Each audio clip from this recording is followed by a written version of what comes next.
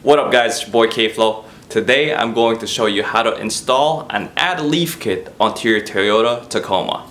Let's get this started.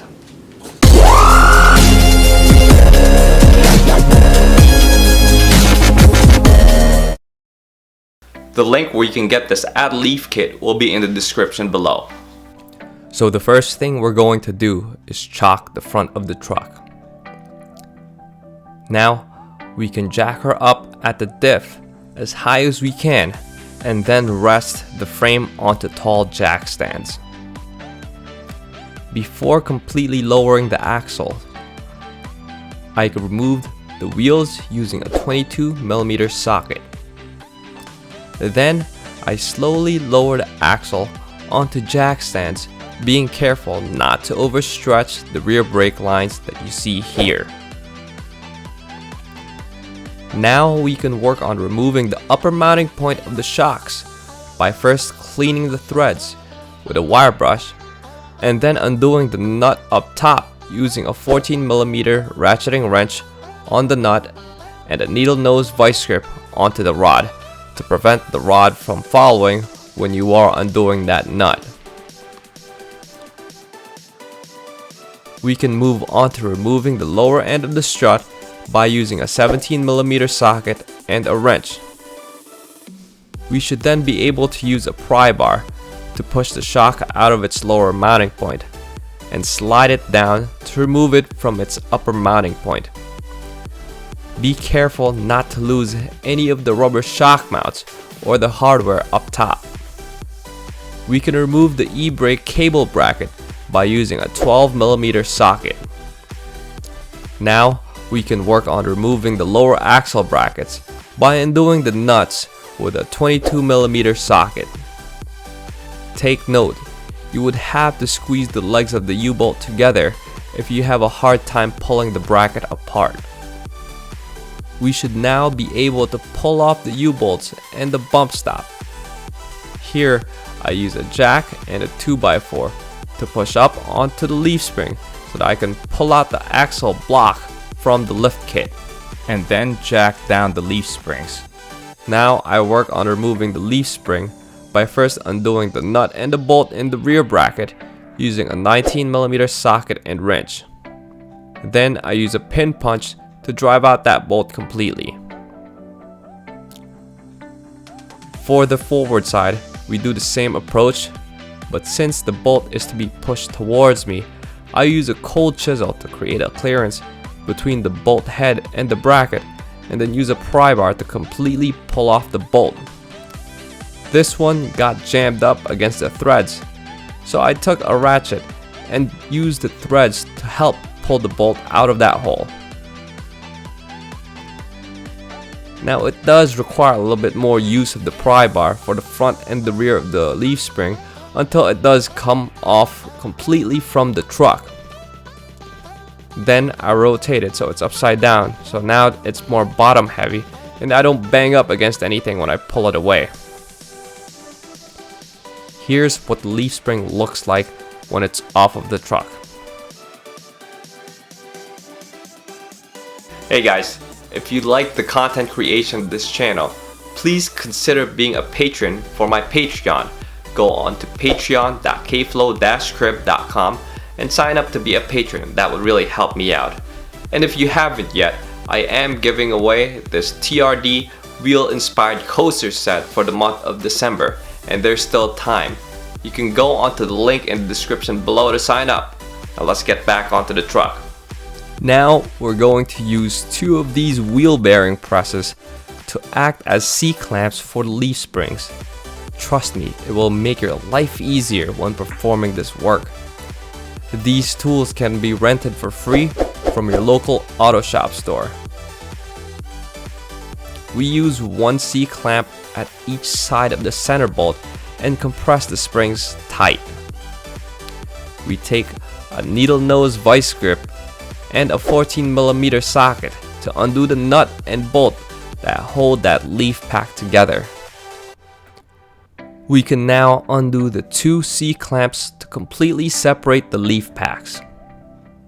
And just take note, I did use 2x4s to keep all of the leaf springs propped and aligned. Now we can insert our new leaf along with the new bolt in between the bottommost leaf and the one above it. Don't forget, if the friction pad popped out, make sure you pop it back in there. We use the bolt to line up all of the leaf springs and all of the shims in between. Now I compress all of the leaf springs as much as I can by hand and secure it with a nut. Note, never use the nut to compress the leaf pack down. Now I take the clamps and clamp down the sides of the leaf pack slowly, alternating left and right, and wiggling the bolt in between to make sure that not one side is getting compressed too much. And make sure that the shims in between are staying aligned while you're doing this too. Once I have the leaf pack compressed as much as I can, I secure the bolt with again vice grips and ratcheting 14mm wrench. Tighten this as much as you can by hand. Keep in mind, the bolts are very fine thread and the leaf spring will act like lock washers. Once the nut and bolt is fully secure, we can loosen the clamps and then finally remove them. Since the bolt is too long, We'll need to cut that bolt down to fit the bump stop on top. You can either take an angle grinder or a hacksaw to do the cutting. Now all we have left to do is put everything back. So we take the leaf spring back to the axle. We start with lining up the holes in the front, which might require a little bit of hammering and a little bit of jacking to get those holes lined up. Then we install the front nut and bolt. Keep this hand tight for now. To install the rear, I had to use the C-clamps again to compress the leaf springs so that the rear can reach the rear mounting bracket. I had to use pry bars again to get the holes lined up so that I can finally install the bolt. Again, hand tighten these for now as it will get torqued later on in the process. And here's another note, guys. Drop the spare tire because it will get in the way when trying to hammer that bolt back into the proper direction. I used a jack and a 2x4 to push the leaf spring up so that I can put that block in again. Note, the passenger side U-bolt on the axle bracket may be loosened so that we can wiggle the block back in its proper place. We can reinstall the bump stop and the U-bolts and the axle bracket. Again, you might have to squeeze the legs of the U-bolt to fit the axle bracket back in place. Make sure that when you tighten the axle bracket, there is relatively the same amount of threads protruding on all four of the threaded legs of the U-bolt. Now, we can fully torque them down to 37 foot-pounds if you have the stock U-bolts or 90 foot-pounds if you have the rough country lift kit. We can now reinstall the shock. Start by inserting the top portion into the bracket and then wiggling the bottom section in place. You may have to use a pry bar or a pin punch and a hammer to get the holes to line up again.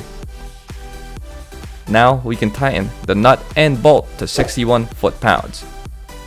For the upper portion of the strut, ensure that there are at least 3 to 4 threads protruding out when you tighten it down to 15 foot-pounds. We just repeat the whole process again at the opposite side of the truck. Now we can install the wheel and we tighten down those lugs to 85 foot-pounds. Then we can jack the truck, remove the jack stands, and then put the truck back onto the ground. We get onto the back of the truck and jump up and down to let the rear suspension settle. And once it's fully settled, we can torque down the leaf spring, nut and bolts to 89 foot-pounds. Hey guys, just a few quick tips. So I did chop off the bracket that held that e-brake cable because it no longer reached when I tried to install it again. And the purpose of that bracket was to keep it away from the leaf springs anyway. And if you take a look at this shot here, there's plenty of room where that cable can wiggle around and not rub up against the leaf springs. So as you can see, I did leave the block in between the axle and the leaf springs. And the reason being is that the back was already sitting an inch lower than the front. Before the add leaf kit, the front was sitting at 39 inches while the back was at 38 inches. Now with this new installation, the back sits at about 40.5 inches, which is only about an inch and a half taller than the front.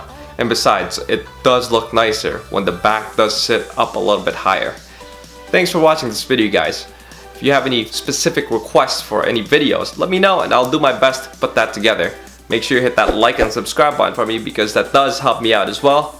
And also follow my Instagram. Look me up at kflow_Tacoma. So until next time, guys, peace out.